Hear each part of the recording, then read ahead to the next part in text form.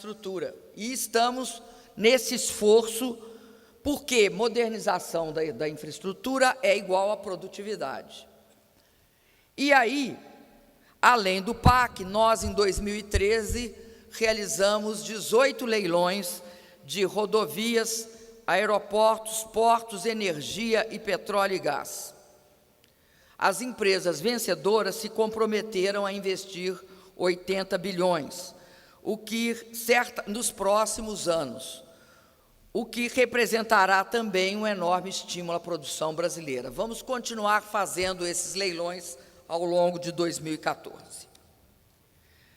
Mas, olhando tudo isso, e ainda lembrando de todo o esforço que nós temos feito na área de educação, que é outro elemento central para que o Brasil mude o patamar de produtividade, e isso, inclusive, requer um investimento significativo, e por isso nós passamos no Congresso a lei que destina os 75% dos royalties do petróleo e 50% do fundo social do pré-sal para a educação.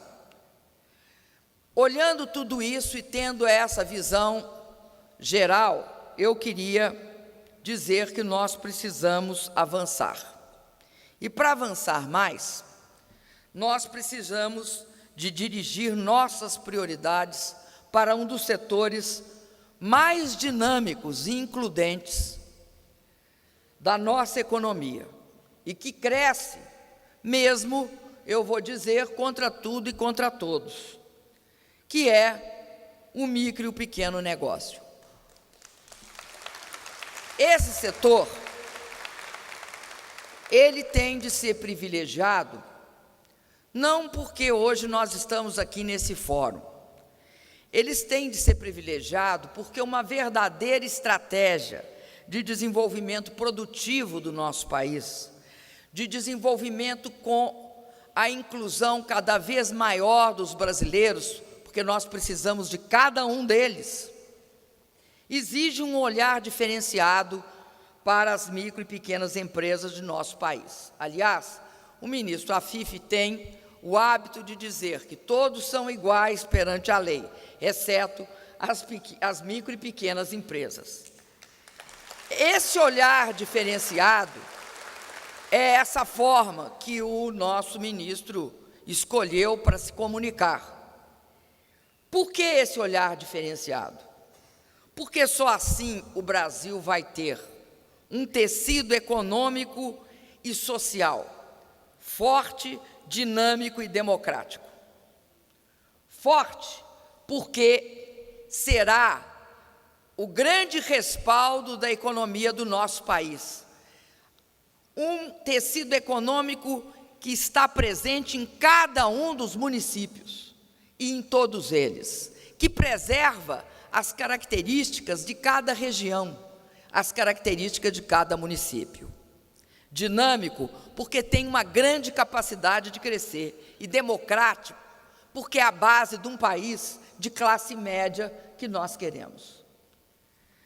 Por isso, senhoras e senhores micro e pequenos empresários, a realidade da microempresa e da pequena empresa nos surpreende no Brasil, porque ela tem essa força que emana desse caráter associativista também que ela tem para sobreviver. E hoje nós temos 8.600.000 micro e pequenas empresas inscritos no Simples Nacional, que representa 90% dos CNPJs. E desse total, é importante lembrar que 3.800.000 são microempreendedores inscritos no MEI, que, portanto, recolhem seus tributos em uma única guia e estão formalizados, protegidos pela Previdência. Em 2012, nós ampliamos os limites das faixas de faturamento, para que beneficiassem mais empresas do Simples. O crescimento, e aí é um número importante, porque mostra a tese defendida por muitas lideranças de vocês que uma diminuição de imposto pode resultar num aumento da arrecadação. O crescimento, portanto, de 53% no número de empresas que passaram a participar do Simples, que muitas delas se formalizaram em relação a dezembro de 2011, foi em 12. Em dezembro de 2011, tinha menos 53%. E logo após a implantação do Simples, havia mais 53% de empresas que participavam desse processo. Vejam a força que isso representou. Medidas como essa, bem focadas e, portanto, simples também, elas têm um grande potencial. E eu quero dizer que a nossa compreensão disso nos levou a criar a Secretaria com status de Ministério das Micro e Pequenas Empresas. E, além disso, colocar esse ministério sobre a direção, a coordenação e a liderança de uma das pessoas que é um dos grandes protagonistas do processo de dar ao Brasil uma legislação e um tratamento diferenciado para suas micro e pequenas empresas. O ministro Afife Domingues, Guilherme Afife Domingues. Daí que uma das tarefas prioritárias da micro e pequena empresa é olhar para a micro e pequena empresa e dizer, olha, esta é uma área estratégica para o país. Além disso, nós acreditamos que a desburocratização das relações do Estado com as micro e pequenas empresas torna-se algo central, porque nós acreditamos que o movimento de acabar com a burocracia de baixo para cima, portanto, das microempresas em direção às empresas maiores, é um dos meios eficazes para que nós possamos garantir toda a desburocratização do sistema produtivo no Brasil. Meu governo, portanto, está totalmente comprometido com o processo de desburocratização. Nós sabemos que a burocracia mata a inventividade, a criatividade, a liberdade de iniciativa e dificulta o empreendedorismo. Sobre a coordenação da Secretaria e do ministro Afife, nós estamos comprometidos com um conjunto de políticas. O compromisso, eu quero aqui reiterar para vocês, o compromisso é meu, do ministro Afife e do meu governo. E é um compromisso que nós queremos levar à frente as transformações que nós consideramos fundamentais. Outros temas certamente vão aparecer, mas nós temos um conjunto de temas atualmente.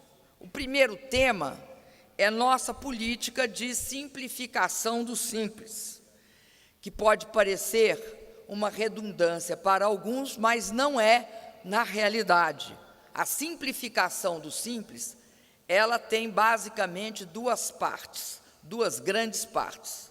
A primeira é a universalização do Simples, que nós queremos fazer de forma gradual e constante para permitir que o sistema arrecadatório brasileiro metabolize esse processo. E isso queremos fazer em 3 etapas. Por exemplo, colocando claramente as etapas em termos temporais, 2015, 16 e 17. O que nós queremos? Introduzir no Simples os setores que compõem o universo das micro e pequenas empresas. Então, esse é o item 1 da simplificação do Simples. O item 2 da simplificação do Simples é a efetiva implantação do sistema de substituição tributária.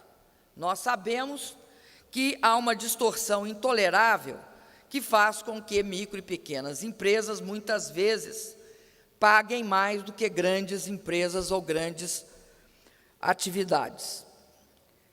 Uma vez que o primeiro tema é a universalização do Simples, o segundo tema é atacar de frente a burocracia, começando pelo fechamento e abertura de empresas.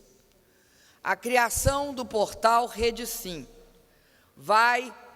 nós estamos colocando todo o esforço do governo para diminuir para 5 dias o prazo de abertura e fechamento das empresas. O ministro Afif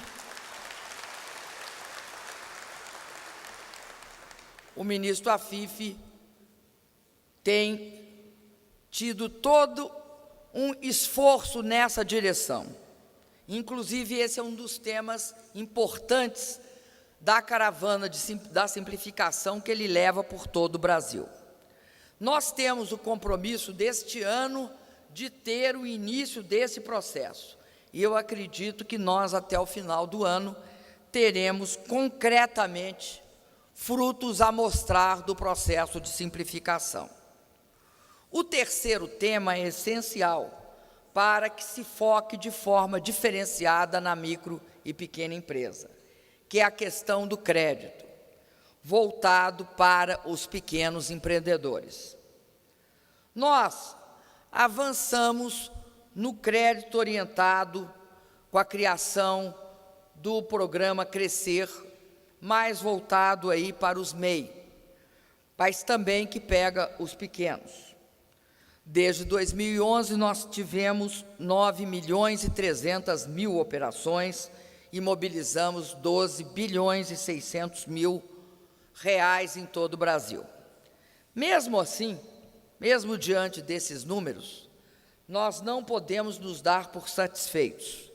Devemos olhar e querer mais. Devemos, por exemplo, nós devemos nos debruçar sobre medidas que resultem na ampliação do crédito para investimento. Crédito para investimento é crédito de mais longo prazo. Não há como comprar máquinas e equipamentos com crédito de curto prazo. É proibitivo.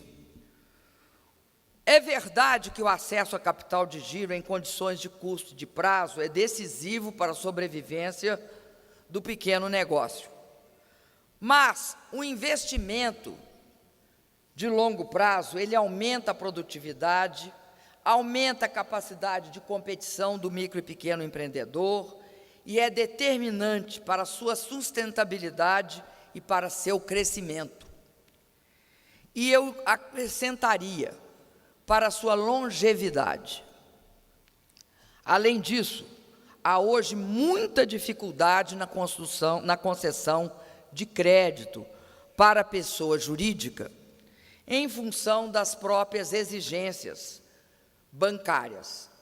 Por isso, o ministro Afif Domingos, ele tem um mandato da presidência para estudar todas as alternativas para que nós superemos esse problema do crédito, aumentando significativamente sua fluidez e tratando de frente um problema que é um dos principais obstáculos, que é o problema das garantias.